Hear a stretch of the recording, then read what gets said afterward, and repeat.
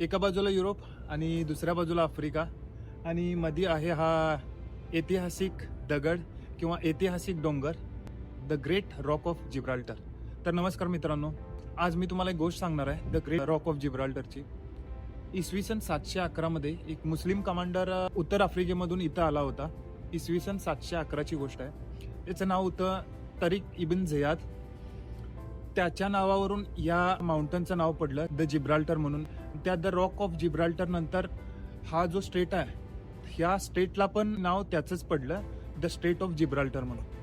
ह्याचा इतिहास जर सांगायचा झाला तर वर्ल्ड वॉर II ज्यावेळी चालू होतं त्यावेळी या डोंगराच्या आतमध्ये किंवा ह्या रॉकच्या आतमध्ये भरपूर असे टनेल किंवा बोगदे खणले गेलेले आहेत, जेणेकरून सैनिकांचं स्टे म्हणा किंवा अम्युनेशन्स, दारुगोळे वगैरे ते ठेवण्यासाठी आतमध्ये साठा करण्यासाठी किलोमीटर्सच्या अंतरावर त्याच्या आतमध्ये बोगदे केलेले आहेत.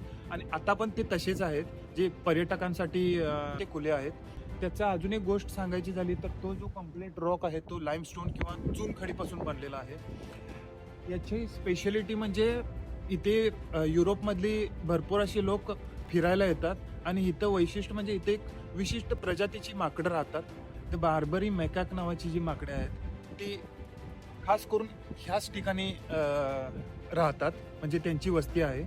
दुसरी गोष्ट म्हणजे इसवी सन 711 नंतर 1704 मध्ये ब्रिटिशनं ह्या दगडावर किंवा ह्या ठिकाणावर ताबा केला. सन 1704 पासून ते 2026 पर्यंत ते जिब्राल्टर अजून ब्रिटिशाच्या अंडर येतं.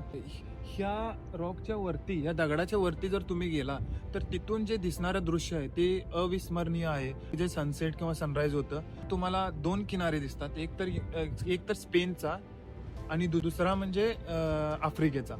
हा जो डोंगर आहे सी लेवल पासून जवळपास 426 मीटर उंच आहे आणि हे जे स्टेट ऑफ जिब्राल्टर आहे हे जवळपास 13 किलोमीटर लांब आहे.